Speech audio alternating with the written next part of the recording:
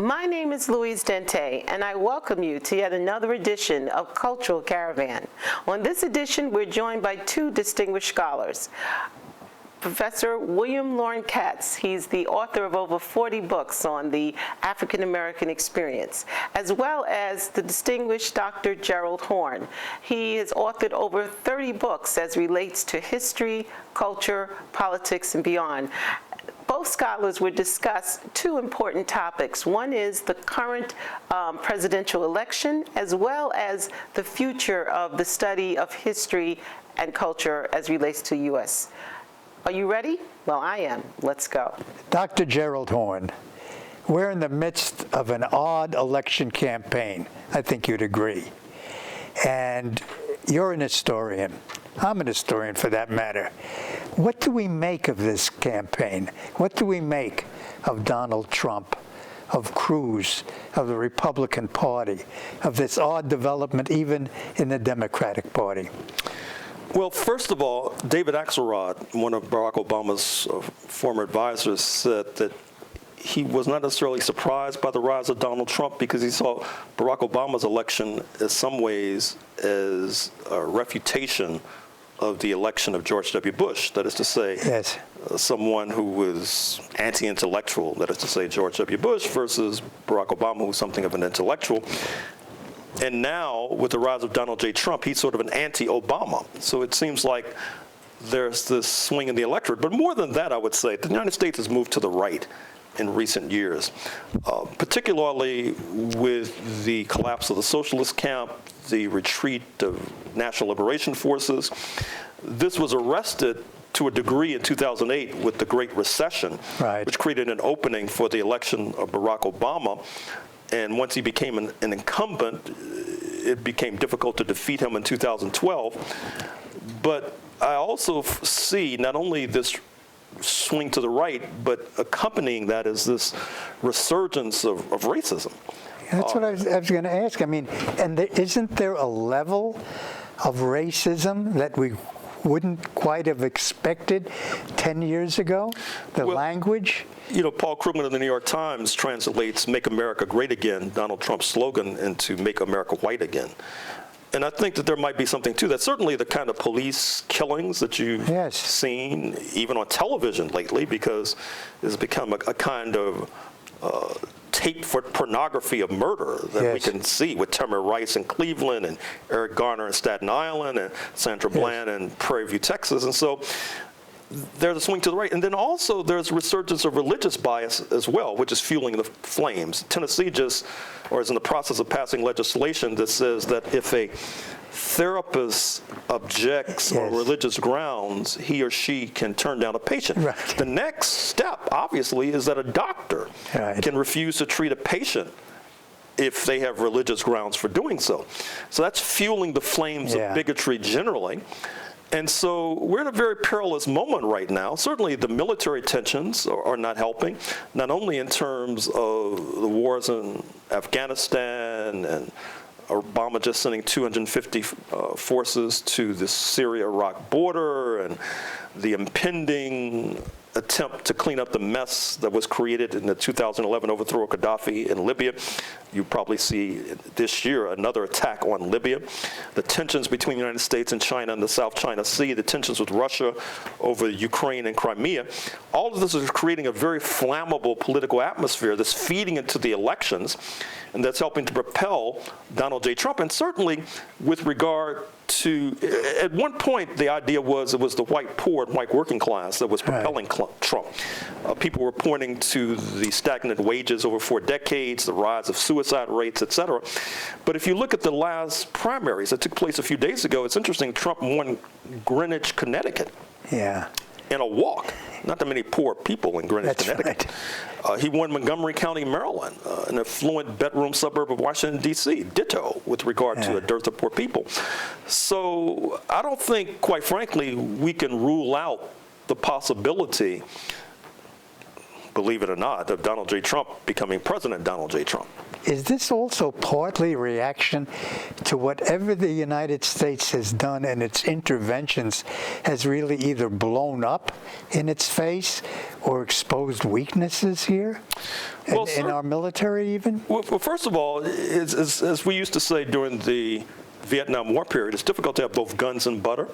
That is to say, if you're pouring millions, if not billions, down a rat hole in these foreign misadventures, that's tax dollars that are not available to attend to health care, to attend to education and the people's needs, which then suffer. And then when people suffer, they become more subject to being manipulated by demagogues.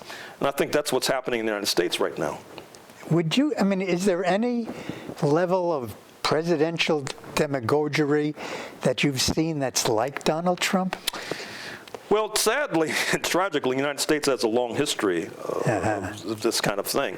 But certainly in recent years, it's very difficult to think of a presidential candidate at this level whose policy prescriptions are so wafer thin.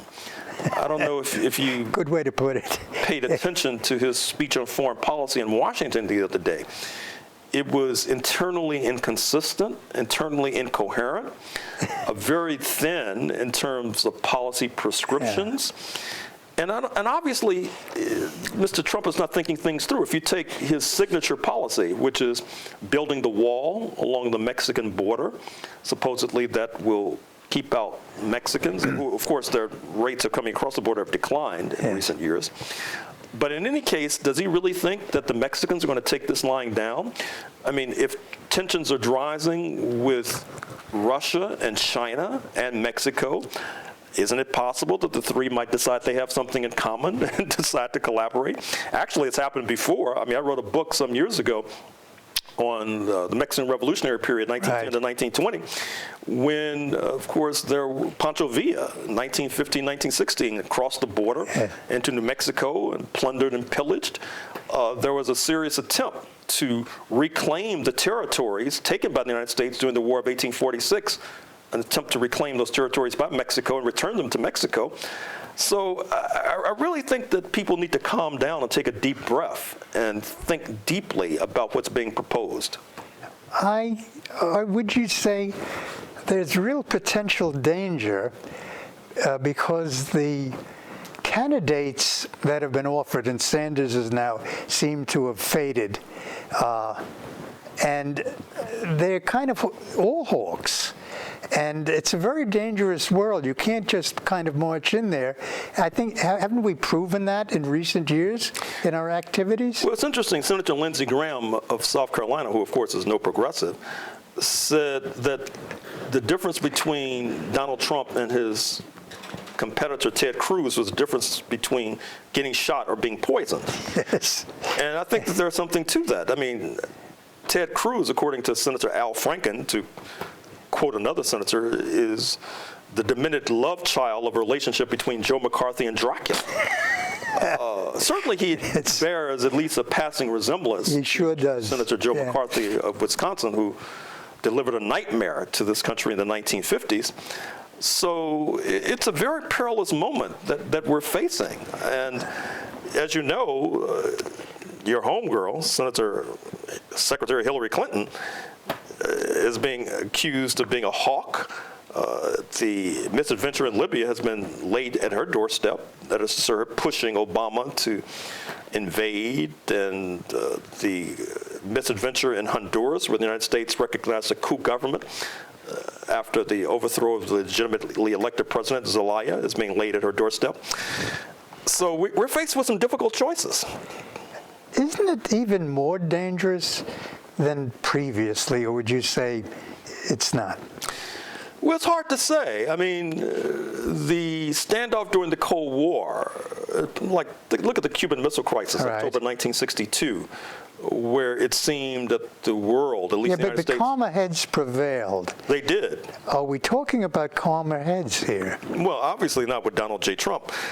I mean, the only thing we can hope is what one of his advisors said, that he's just playing a role, and that if he's sworn in January, he'll play a different, more presidential role. I just want to add to that one frightening thought. Hitler did the same thing. A lot of people voted for Hitler saying, well, once he'll get in, you'll see power will calm him down. That's not reassuring. That didn't work out very well. I'm just surprised and even shocked at the level of ignorance that the public is displaying in evaluating the Trump rhetoric, the Cruz rhetoric, and so on. Well, obviously we have work to do in terms of mass political education. I mean, I think the progressive movement has fallen down on the job in that regard.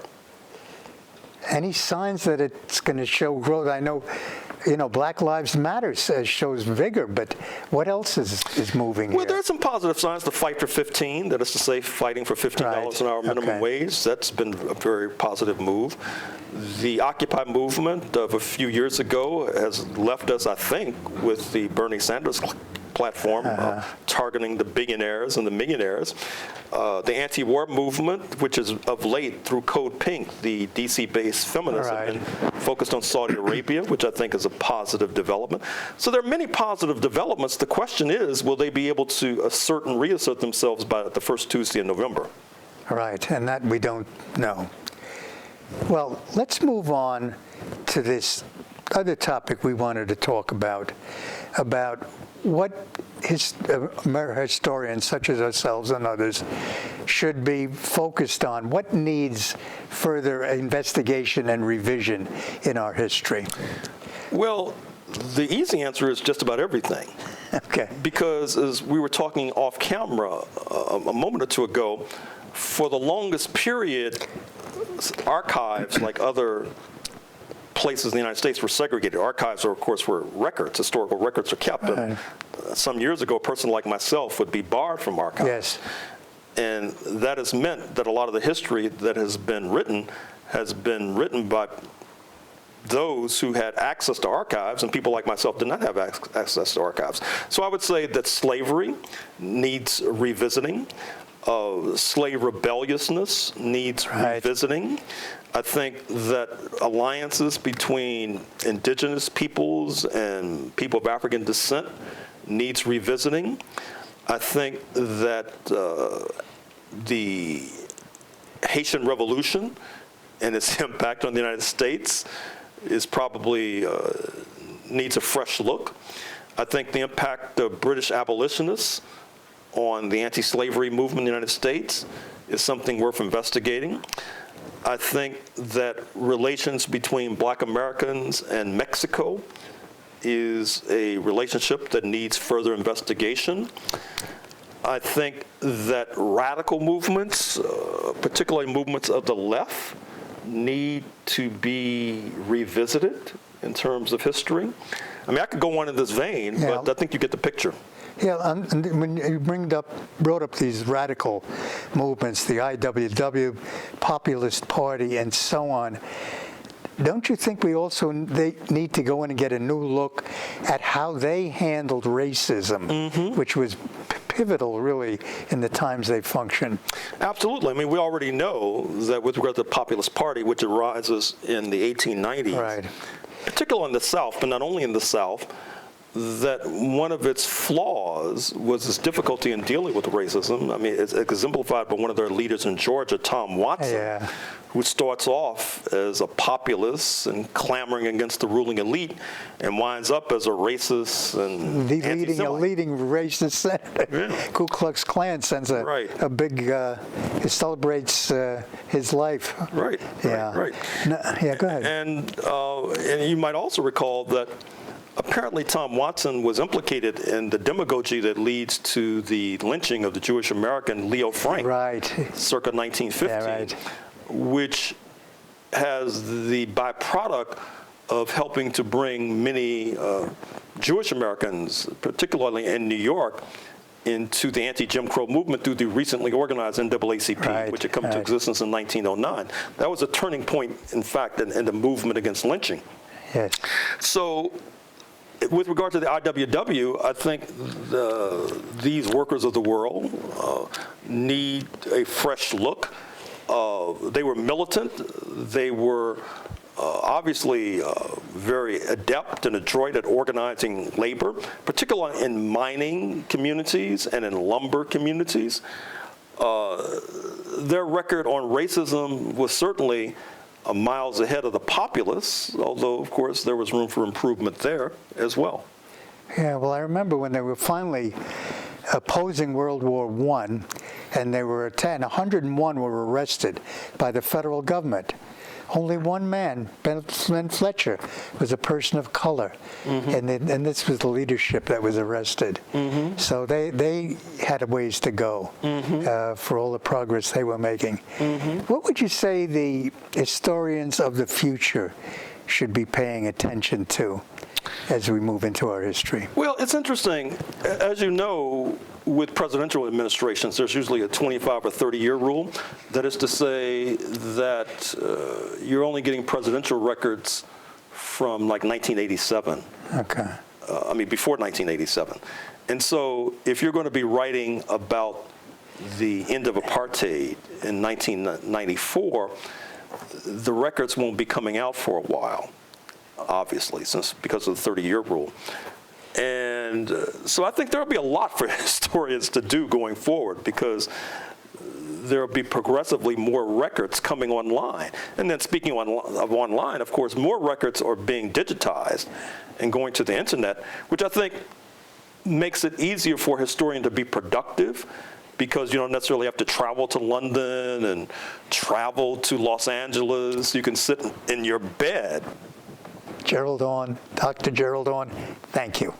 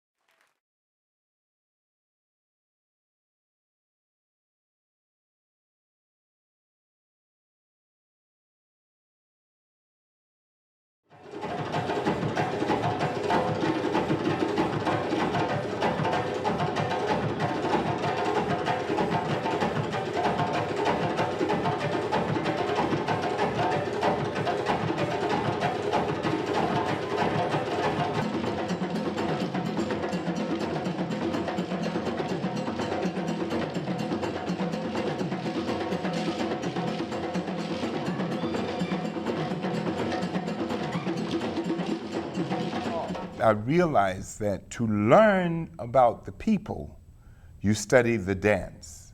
And when you study the dance, you learn the history of the people, because dance in traditional African cultures used to preserve, and so that the young coming forth learn by age group. And as I said, you know, I'm skipping years. In traditional African cultures, you learn by age group. So you would have the toddlers who will be going around, they aren't paying any attention, but they are, because these rhythms are becoming a part. And then as they go into the initiation rites, everything is explained. Then after the initiation, then they are ready for courtship and marriage, and then maybe baby naming ceremonies, and on and up until time they make the transition to the grand ancestral grounds.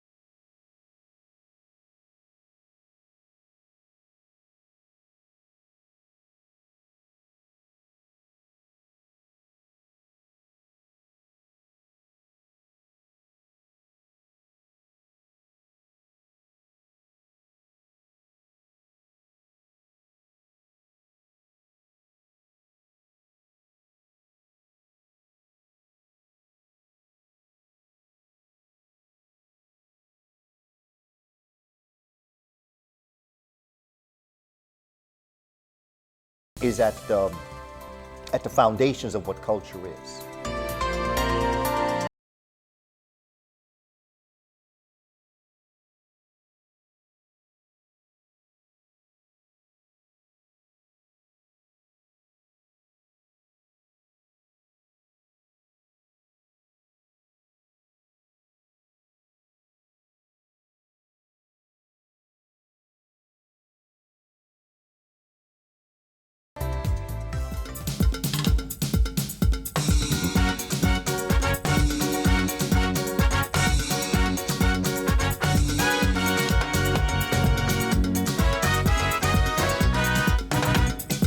They jumping in the city, West Indian happy, happy whole time for Labor Day.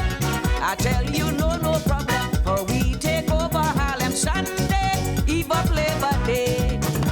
Virgin Islands crew in town, St. Thomas, St. Croix, and St. John. When you hear the cowbell ring, Harlem will be jumping. Hey, hey, Carnival, hey, hey, Bacchanal. Carnival, oh yeah, Virgin Islands in town for Labor Day.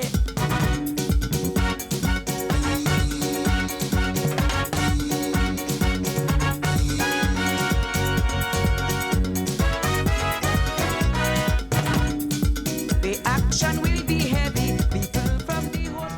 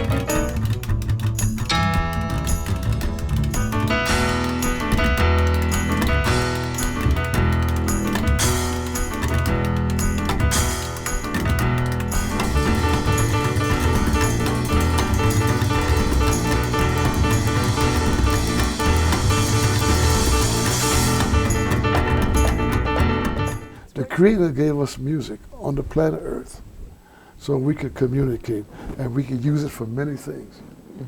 Music can make you sleep. Monk could go to the piano and play something and make you laugh. Duke Ellington could do black, brown, and beige, and you realize African people were many colors. Go back and understand the meaning of the music. Go back as far as you can. The oldest records you can find, King Oliver, Louis Armstrong. Go way back, study the lyrics of the song, and realize that this was our traditional music. What we call blues, what we call jazz, what we call it. This is the traditional music that our ancestors created so we could survive and remain spiritual.